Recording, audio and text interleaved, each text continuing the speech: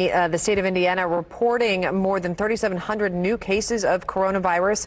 In all, more than 191,000 people have been diagnosed and 25 more people have died. Those deaths happened between October 31st and November 3rd. 4,224 Hoosier deaths are now linked to the pandemic. Meanwhile, COVID hospitalizations in Indiana now at their highest level since the start of the pandemic, and healthcare workers feeling the strain. News 8's Julia Dang live in downtown with a closer look at the numbers and how this latest surge is a little bit different. Julia.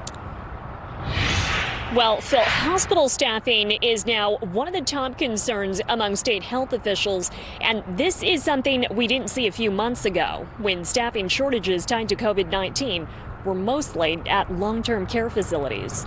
Hoosier healthcare workers are on the verge of burnout amid record COVID hospitalizations. They are frankly exhausted. Indiana State Health Commissioner Dr. Chris Bach says some Indiana hospitals are delaying elective procedures again because of staffing shortages.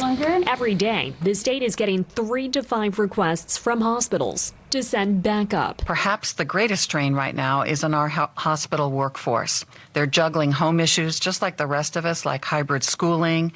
And some have even lost coworkers and family members to this disease. 21 Hoosiers under age 50 died of COVID last month, almost all of them during the last 2 weeks of October.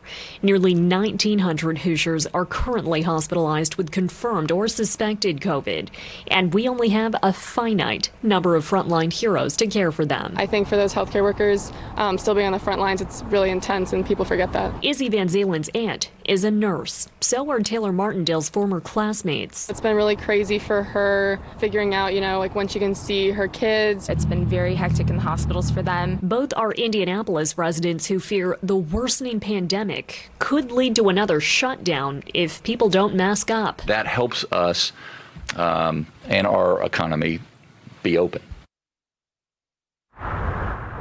The Indiana Healthcare Workforce Reserve is currently recruiting volunteers, including licensed professionals and students. We'll have a link to sign up on our website. Live in Indy, Julia Dang, Wish TV and WishTV.com, and be sure to follow us on Facebook.